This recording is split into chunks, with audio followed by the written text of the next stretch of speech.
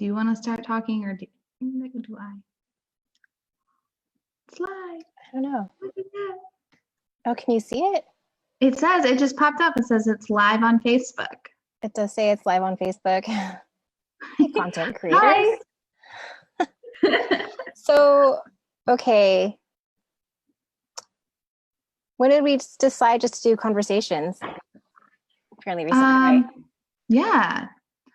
I think it kind of came out of people really liking that we were really honest and that we, showed some of the behind the scenes. And I think that's our heart, is kind of the realness of doing this. So I don't know. Yeah, it was just a few weeks ago that we were like, let's just do this. The conversations we already have every couple weeks. So I guess let's take it back. Hey, if you're a content creator and you're watching this, you're in the content creators group. Just a few weeks ago, Erica and I decided, like, how cool would it be if we had like real conversations about what we actually talk about, rather than it being scripted. Or, I mean, I guess we could have topics, but look, we've got our drinks. Do you have a drink? I have a drink.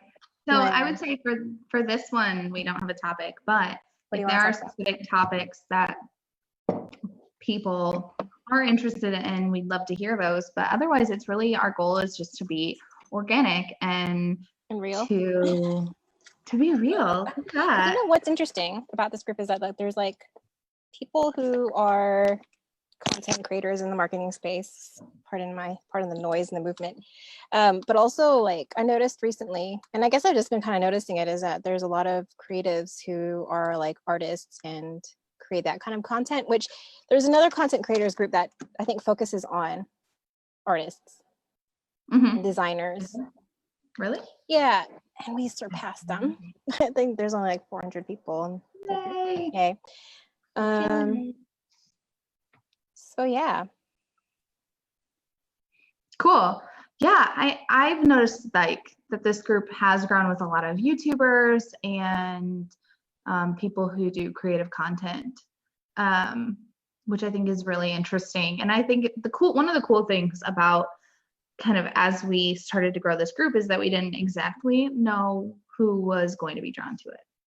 Yeah, because we started out with a whole different demographic, which still kind of fits. Yeah.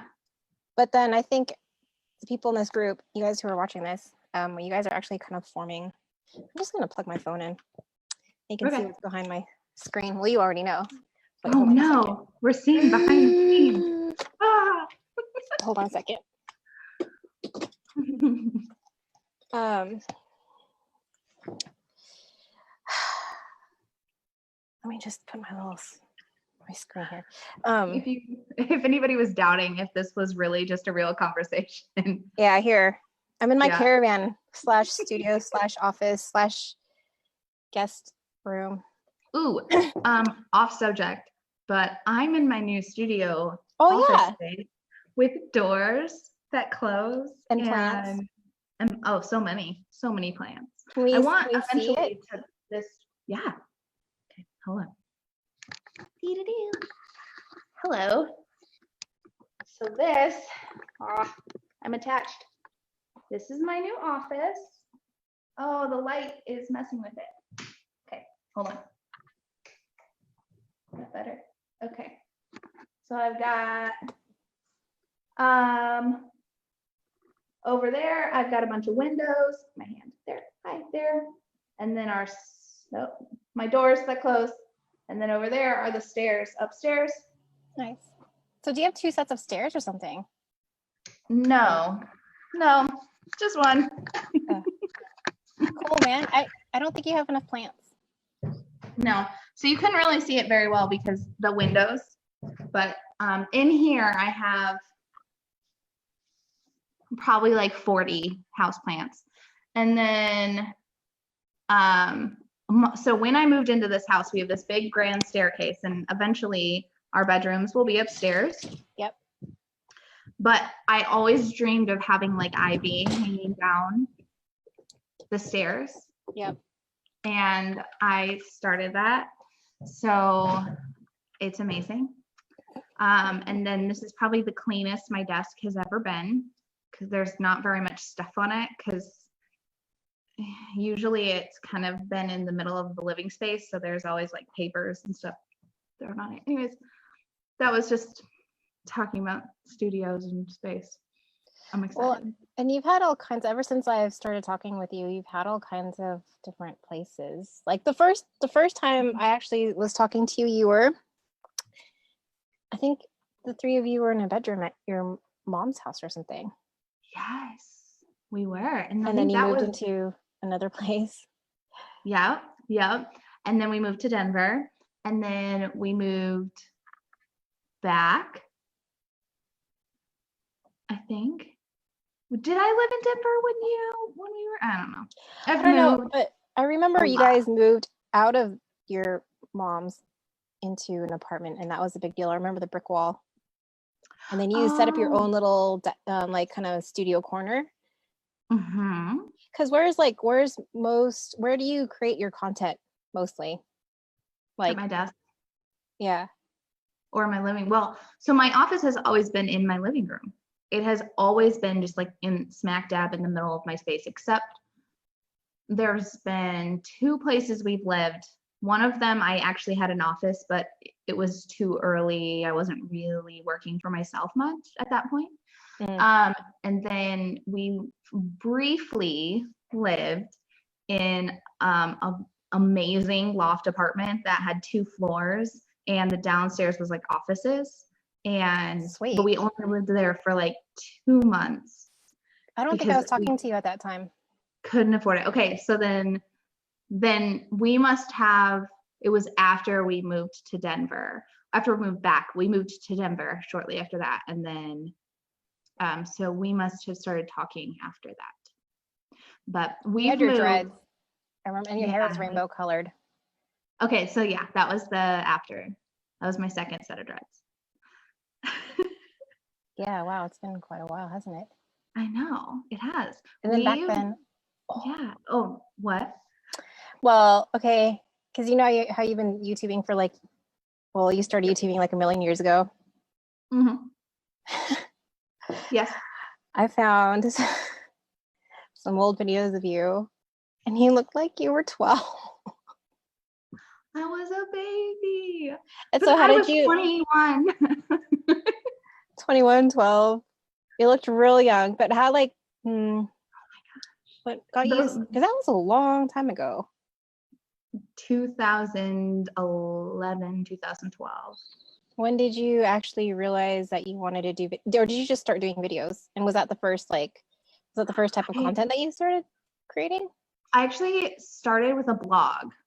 So I had a blog. My husband joined the Army, and I had a blog, and I started making blog, and this was like 2010, and I just early bloggers who were making money. That was like the very beginning of it. And I was like, oh my gosh, this is a thing. Like people make money doing this. This is crazy.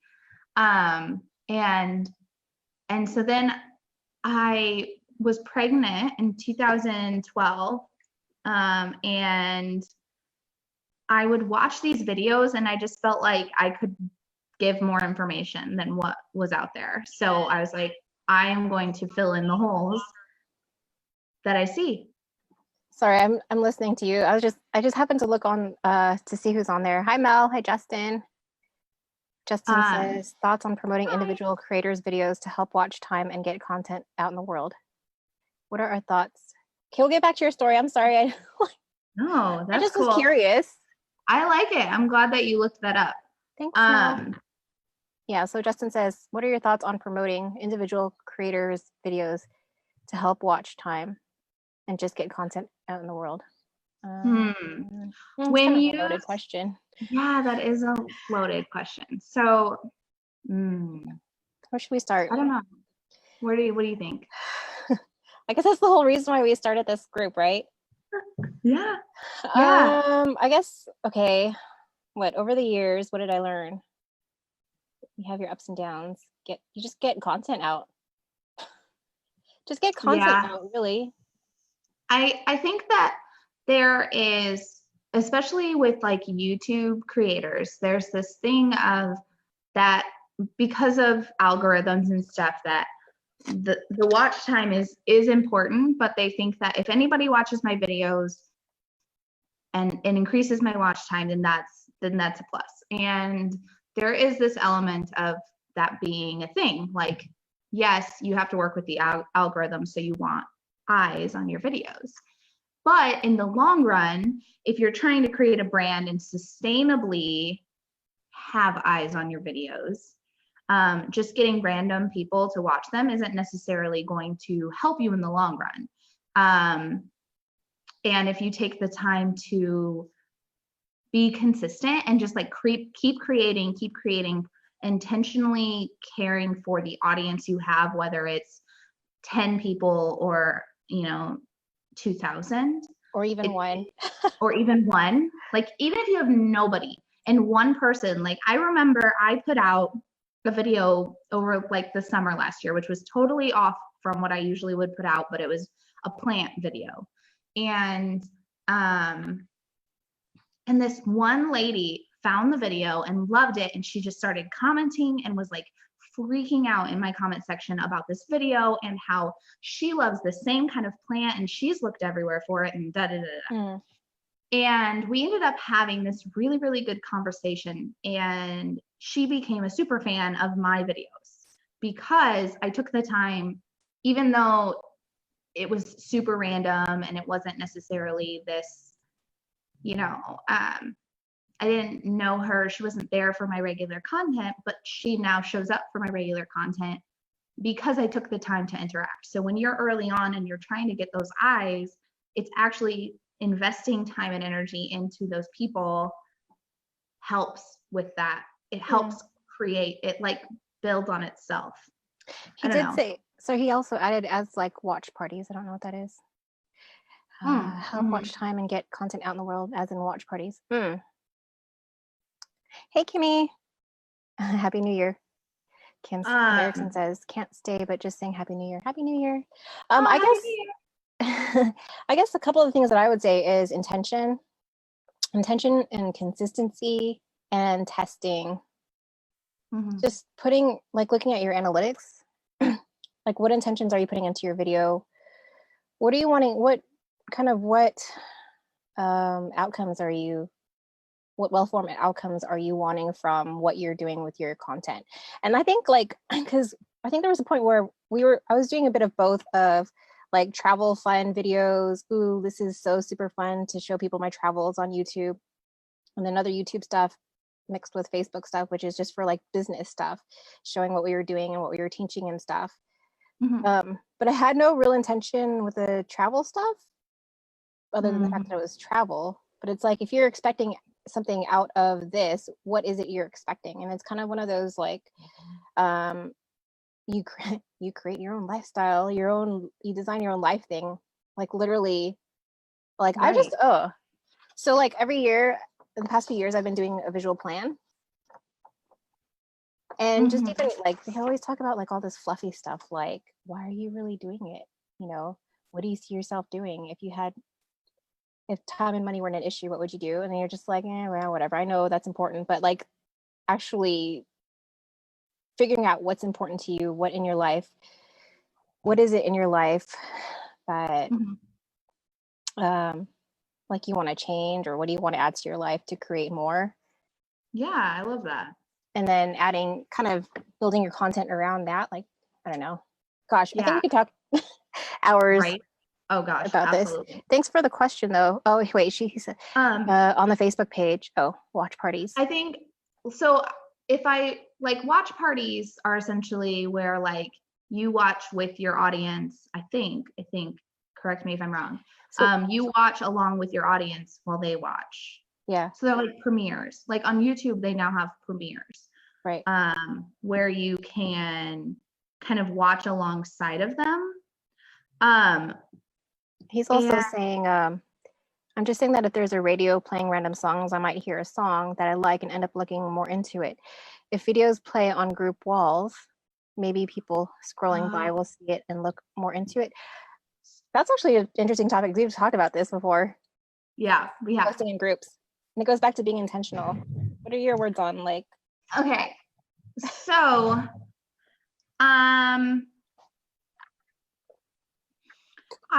as far as like the way that we want to use this group and posting videos specifically on this group, there are a lot of groups that are made for like, drop your video, let's watch it, like share your video here so that you can get eyes, increase your watch time, stuff like that. And kind of what I was saying earlier with, there is this element of, you have your analytics and getting people to watch this video, you know, that it may be beneficial, kind of.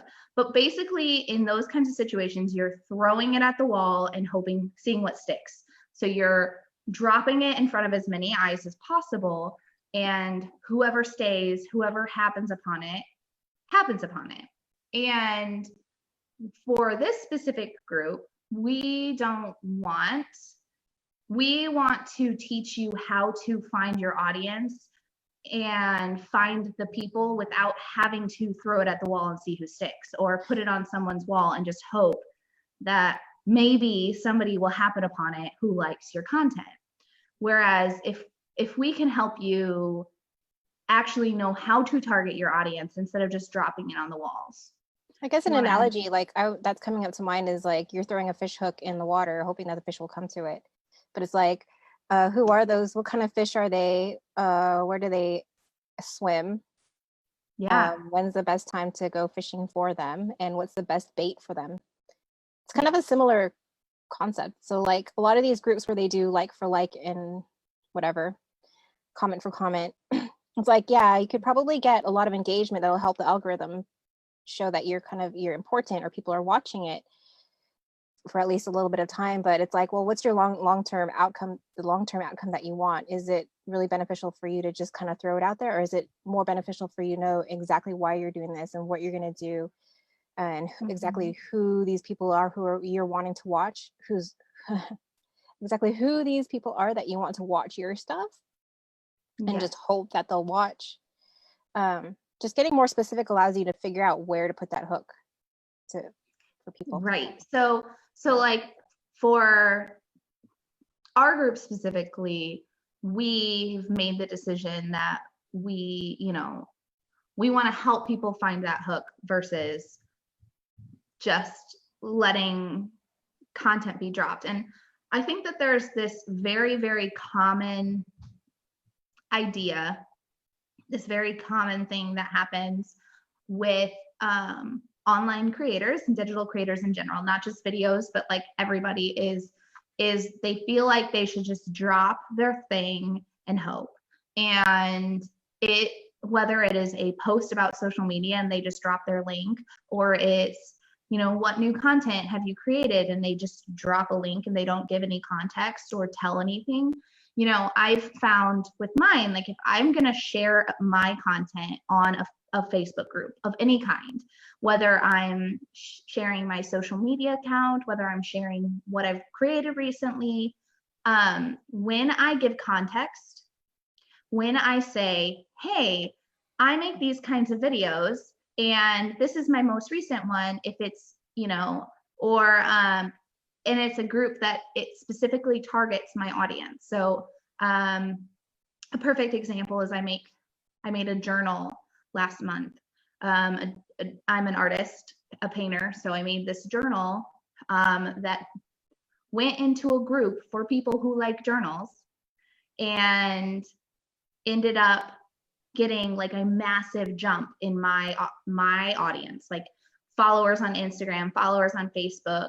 My post had like thousands more likes than what it usually would. Like I had this massive jump because I knew who my audience was and I knew where they were. Whereas if I had just dropped it on any old group or hoped for the best and I hadn't intentionally created that post for who it needed to be, I maybe would have gotten some extra eyes, but it wouldn't have been eyes that stuck. Now these are eyes that are going to continue to see my stuff and who care.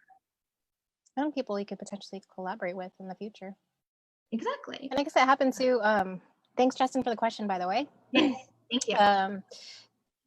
Yeah, with starting up this podcast, it's like, oh, okay, I gotta go find Right. some guests. So just in one of the bigger groups, I just asked for guests, at least just to get the initial influx of people who might potentially want to know how to turn their calling into a career. And then I had like, how many people? Probably about 50 people commenting that they're in to be a guest. And I'm like, oh, sweet, man. Right. And it's all about how you target. Like, you knew who you were looking for and where they would be. And I think, even beyond videos or whatever you make, but, I just did this recently with illustration work and calligraphy, where I went into a couple targeted groups, or not just on Facebook, but also other like forums and platforms, and put something out and just was like, I'm looking for this specific kind of person. I'm looking for designers who are interested in this kind of work. And, just this week, I've got multiple phone calls with different designers and different people who potentially want my work, because I knew where the audience hung out. Like, where would I be able to connect with them? By the way, if you're just dropping in right now, Erica and I decided to do real live conversations and just start talking. And so we got some questions from Justin. Thank you for that, Justin. Appreciate that. So if you guys have any questions, just pop them in the comments, or you can message us or whatever. Otherwise, we're just, because we talk every now and then. Erica and I talk every now and then. I was like, how cool would it be for us to just talk and record and have people hear like real conversations? We kind of want to make this group a bit different. As in, like, what are you guys doing? How can we help you? How can other people help you? Because quite frankly, we don't know everything. So somebody in here might know how to help you, or you might be able to help someone else. So like, how can we do that? So we really want it to be community focused. And one of the cool things with not just me or not just Regina running this is that we do have multiple perspectives, and we want to bring in other perspectives as well. And so part of why we've decided to just have these like candid, real conversations is a lot of times when we're just talking, we go on these giant tangents, and we'll just like end up having really good conversations about a specific subject with creating content or just running businesses in general. And we're like, oh man, missed opportunity. Like, that would have been so good. So good. I'm curious, for those of you watching, what do you create content for? And what are some of the things that you either want to learn or can contribute to this group? Because there's so many amazing people in this group. There's like 480 people in here. So I know, it's and what so topics awesome. do you want to talk on? So yeah, but so here, let's tell a little bit about us. I know we've done this once or twice before, but Regina, what's your story? I am an American transplant, an expatriate in New Zealand. And I've been here, I originally moved here in 2009 to work in the film industry. I was working in animation before as an animation technical director. Came here to work on Avatar, and worked at Weta Digital for 5 years. And then I was like, oh God, I'm getting burnt out. That industry is difficult. And I think Mark here would know. Actually, there's a couple of people in the animation industry here. And then so I was like, what can I do different to create more? That's my question. What can I do different to create more? So I found a way to create an income online, and my husband was like, maybe we should travel. And I was like, yes, maybe we should travel. So we were going to go for 6 months, and I told my boss I was quitting, and he's like, do you want to just take a break for 6 months to a year? And I'm like, no, I'm out. And so we traveled we actually ended up being for 3 years, and then came back to New Zealand because he's from New Zealand and had a baby. And so I've been in the online space since 2012. Yeah. Had many ups, had many downs. Yep. many downs, many ups. But yeah, it's cool that it's such a tangible, because I'm in it right now, tangible lifestyle. But it's a wholly different mindset. And so I had a podcast before, but I'm starting another one called Living Lighter Life Hacks, Turn Your Calling into a Career, where I talk to other people who have pretty much not necessarily similar stories, but have turned their calling into a career. But yeah, because a lot of people can relate, but I'm definitely talking to a lot of people who have done something similar to me, different. And I do workshops and retreats. I'm having a retreat in Bali in August.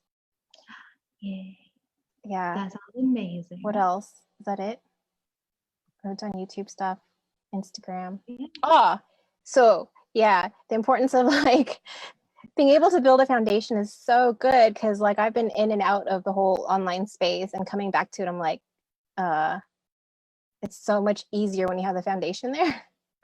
So yeah. Anyways, tell me about you, Erica. I'm Erica Gilliam. So I am, I've been working in the online space since about the same time, somewhere between 2011, 2012-ish. So I had, well, I think I'd probably realistically say 2012. So my husband was in the military. I'm from the United States. And during that time I blogged and, kind of started to figure out that this was like a thing, but where I'm from a small town in central Illinois where there's cornfields around me, and, people here don't work online. Like they don't create YouTube videos. Like there's one guy from my hometown who's like really popular on Twitch who plays video games, and that's like a big deal. Like that stuff just doesn't happen here. So I started with blogging, and it took me forever to figure out what I wanted to do. So I would begin things and then stop them, and then begin things and then stop them, and nothing was ever right, or it was never the right fit. And a couple years ago, my husband and I sold everything, and we traveled full time for about 3 months, and we were like, this had been my whole dream, my whole life, and I hated it. And you tried it, which is I'm so glad I did, because now you know. Now I know. And if I hadn't, I would have just still wanted it. It would have still been an option. I loved traveling. I just am too introverted and too much of a homebody to keep it up. Plus we had a 5-year-old, or however old she was at the time, 6-year-old. So that complicated it. I think if it was just us, it probably would have been a little more fun. But it just made it more complicated, more difficult to have to constantly provide friends for her. And as an introvert, I didn't want to speak to people. So we moved, and we kind of happened into an old Victorian house that we live in now. So cool. That is really cool. But yeah, after trying everything, I realized I really just want to make art.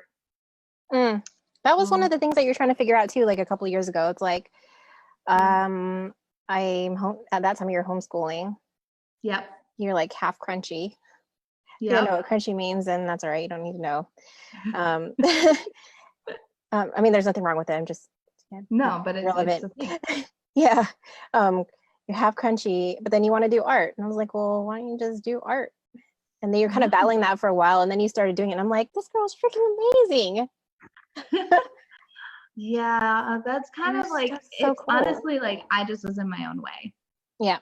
And I started making it, and it still, for about 2 years after I started making art again, it was like, oh, I love this, but do I love it enough? Or can I really do this as my full-time gig? Like, or can you sustain it? Will you get sick of it? All those questions. Yeah.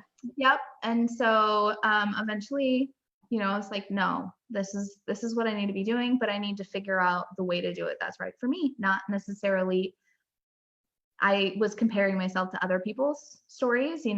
I'd compare myself to an artist who was killing it, who stays up until 2 a.m. painting in the middle of the night every day. And then she gets up at 5 a.m. and does it again. And I'm like, oh, I'm not doing enough because I'm not her. And it's like, no, I'm me and I have to work in the way that's right for me. Yeah. And that has been transforming. So now I make YouTube videos and I do paintings and I do some client work and I do this. And yeah. And your I basically just do whatever I want. Yeah. But, living the life. Cool. Yeah, so it's good. I like it. And now we're learning how to work with each other, collaborating. That's another good topic. How many of you collaborate? Yeah. I'm curious. Yeah. And that was something we just kind of fell into too. We just kind of were like, oh, let's do this. But it's taken time for it to become things, you know. Yeah. Well, life gets in the way. Yeah. And then different I was gonna say different personalities. Ours really isn't too different, except for, well, I mean, I'm sure it's different. I mean, it's different, but compared to other personalities, it's really no, yeah. They overlap in many ways. But they complement well. So yeah, you're easy to work with. Oh, thanks. How are you? So but, yeah, so how often should we do this? I don't know. Weekly, bi-weekly. Someone else just. Ooh, yay. But I can't see it. No. Oh, it's my high school friend. Oh, it's a different group. Sorry. I'm like, wow, she's commenting. But that's okay. So, yeah, I'd say, I mean, let's for now not put a specific time on it. Let's just, you know, we'll maybe put a time on our calendar, but we're also busy. So, if you have specific things that you would like to see in this, leave them in the comments, please, because that'll give us subjects and encouragement to keep doing these real conversations. Because we're just gonna keep on doing them. I know we're still gonna do our them. Experience. We just keep talking, and you know, we talk I would say probably every week to every other week, but it really depends on our schedules. Yeah. So, which has been really helpful because this whole thing is quite lonely. Because it's not like you can just turn around and say, "Hey, can you give me your input on this?" Right? Because there's nobody here. Right. My husband he's starting to like enter into this working from home world. Because he's always been like, that's cool for you, but like I'm gonna have a physical job. And he's like, actually, I just want to be home. But I like bug him all the time because I'm like, hey, can I? Oh wait, no, I need to leave you alone. Sorry. I need to speak to somebody. So these calls are great, and they're a good way for us to catch up, but also to answer questions, which I like. And I guess that's why we wanted to start doing this too, so you guys don't feel alone. Yeah, it gets lonely. Absolutely. So cool. All right. Well, yeah, I think this will be great, and we'll just keep doing them, and just leave it. Maybe the next time we'll give a warning so people can like know we're gonna do it. Like, hey, we'll be on a time if we could do it at a regular time, even if it's every other week. But yeah, definitely let people know ahead of time. This time's awesome for me, but I'm really flexible, so I think this time works. All right, guys, I'm going to get off of the live, and thanks for watching. Let us know if you have any topics. We'll talk to you soon on Real Conversations with Content Creators. How's that? You like my radio voice? I liked it. It was good. All right. Bye, guys.